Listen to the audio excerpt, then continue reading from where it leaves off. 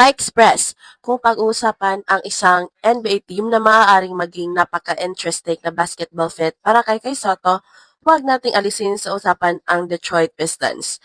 Dahil ang Detroit ngayon ay hindi na iyong rebuilding team na madaling talunin. Noong 2025 to 26 season, nagtapos ang Pistons sa 60 to 22 record. Nanguna sa Central Division at umabot hanggang Eastern Conference semifinals bago matalo sa Game 7 kontra Cleveland. At nasa sentro ng kanilang pag-angat ang superstar point guard na si Cade Cunningham. Si Cade ay nagtala ng 23.9 points, 9.9 assists, and 5.5 rebounds kada laro.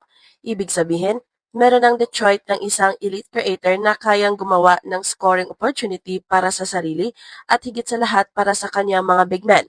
Diyan nagiging intriguing si 7'3" Kai Soto. Sa kanyang pinakahuling bilig campaign kasama ang Kashigaya Alphas, nagtala si Kai ng humigit kumulang 13.1 points, 9.3 rebounds, and 2.9 assists per game. Natapos na rin ang kanyang kontrata sa Kashigaya at inilagay siya sa free agent list noong Mayo. Imagine Cade attacking the defense, dalawang defender ang kukuha sa kanya, tapos may 7'3" target sa ilalim. Pick and roll, drop pass, lob, offensive rebound. At kapag nag-collapse ang depensa, may passing ability si Kai para ibalik ang bola sa perimeter. Hindi kailangang maging superstar agad si Kai. Sa Detroit, maaaring mas simple ang trabaho. Protect the rim, rebound, screen, finish, pass, and make Cade Cunningham's job easier. At para sa isang big man na naghahanap pa rin ng pagkakataong makapasok sa NBA system, iyon mismo ang klase ng role na pwede magbukas ng pinto. Kung titingnan natin ang Detroit Pistons sa kasalukuyan, napakalayo na nila mula sa team na ilang taon lamang ang nakalipas ay nasa ilalim ng Eastern Conference. Ang pinakamahalagang dahilan? Cade Cunningham. Ito na ngayon ang franchise ni Cade. At kapag meron kang 6'6" point guard na kayang mag-score ng halos 24 points at gumawa ng halos 10 assists bawat laro, natural lamang na ang susunod mong objective bilang organization ay palibutan siya ng players na makakapag-maximize sa kanyang playmaking. Noong 2025 to 26 season, nagtala si Cunningham ng 23.9 points, 9.9 assists, and 5.5 rebounds per game sa 64 appearances. Hindi maliit na numero ang 9.9 assists. Ibig sabihin, napakahusay niyang gumawa ng advantages gamit ang ball screen, penetration, at ang kanyang size bilang point guard. Kaya kung ako ang titingin sa laro ni Kai Soto, isang bagay agad ang papasok sa isip ko. Cade Cunningham could make Kai's offensive life much easier. Bakit? Dahil hindi kailangang pilitin si Kai na gumawa ng isolation offense. Hindi kailangang bigyan siya ng bola sa post every possession. Hindi kailangang gawing primary scorer. Ang kailangan gawin ay gamitin ang pinaka-obvious na advantage niya, 7'3" size. Officially listed si Kai ng Kashigaya sa 220 centimeters or humigit kumulang 7'3" and 105 kilograms. Kapag may guard kang tulad ni Cade na kayang pumasok sa paint at piliting mag-collapse ang defense, malaking bagay ang pagkakaroon ng napakahabang target malapit sa rim. Isipin nyo ang basic high pick and roll. Kai sets the screen, Cade turns the corner. Kapag sumunod ang big man kay Cade, maaaring ibigay ang lob or bounce pass kay Kai.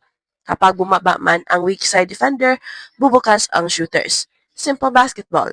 At yon ang isang environment na makakatulong kay Kai dahil hindi niya kailangang gumawa ng napakaraming complicated plays. Pero meron ding isa pang underrated aspect sa laro ni Kai. Passing. Sa kanyang 2025 to 26 B-League season, nagtala siya ng halos 2.9 assists per game, isang respectable number para sa isang 7'3" center. Yan ang dahilan kung bakit interesante ang possibility ng dribble hand-off actions kasama ang mga guards ng Detroit. Hindi lamang catching and finishing ang kayang gawin ni Kai. Kapag nakatanggap siya sa high post, kaya niyang makita ang cutters, kaya niyang gumawa ng quick hand-off, at kaya niyang gumawa ng extra pass. At sa modern NBA offense, malaking bagay iyon. Pero kailangan din nating tingnan kung ano ang nangyari sa roster ng Detroit nitong offseason. Official na umalis si Isaiah Stewart via trade papuntang Memphis. Umalis din sina Tobias Harris, Caris LeVert, and Marcus Sasser. Habang nagdagdag ang Pistons ng mga players tulad ni John Collins, Isaiah Joe, Gary Harris, and Torian Prince. Ni-retain din nila si Kevin Huerter. Interesting yan dahil malinaw ang direction. Gusto ng Detroit ng shooting. Gusto nila ng spacing. Gusto nilang gawing mas maluwag ang court para kay Cade. At kapag may perimeter spacing ka, doon lalong nagiging vulnerable ang isang napakalaking interior target. Of course, meron silang Jalen Duren at hindi natin pwedeng kalimutan yon. Actually, napakalakas ng season ni Duren. Ayon sa current Pistons roster data, nagtala siya ng 19.5 points and 10.5 rebounds per game noong nakaraang season. So, hindi natin sinasabing papalitan ni Kai si Duren. Hindi yun ang point. Ang mas interesting na tanong ay ito. Could Kai provide Detroit with another type of gigantic center behind or alongside their primary frontcourt pieces? Diyan ako interesado. Dahil sa NBA, hindi lamang starting five ang kailangan. Kailangan mo ng match-up options. Kailangan mo ng insurance. Kailangan mo ng developmental players. At minsan, kailangan mo lamang ng isang player na may physical tool na hindi madaling hanapin. At sa kaso ni Kai, hindi madaling humanap ng 7'3" big man na may professional experience, rebounding, touch, and passing ability. Ngayon, bakit natin tinatawag na potentially perfect partner ni Cade Cunningham si Kai Sotto? Una, vertical size. Kapag si Cade ang ball handler, gustong-gusto mong magkaroon ng big man na pwede maging target kapag nag-commit ang defense sa penetration. Sa NBA, malaking bahagi ng offense ang pressure sa rim. Hindi kailangan ni Kai na maging mabilis tulad ng isang wing. Ang kailangan niya ay mag-set ng matibay na screen, gumawa ng tamang roll angle at gawing available ang napakalaking catching radius niya. At dahil 7'3" siya, kahit medyo mataas ang pasa ni Cade, may chance pa rin maabot yon ni Kai. Pangalawa, rebounding. Ito, marahil ang isa sa pinakamadaling skills na maaaring immediately mag-translate kung mabibigyan siya ng pagkakataon. Hindi scoring ang unang dapat niyang ibenta. Hindi step back three, hindi post-up package, defense, rebounding, length, screening, finishing. Yan ang role na mas madaling makita ng NBA team.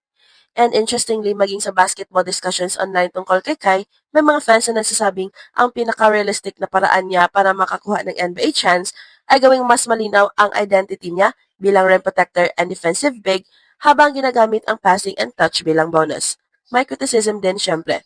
Mobility ang isa sa pinakamalaking tanong.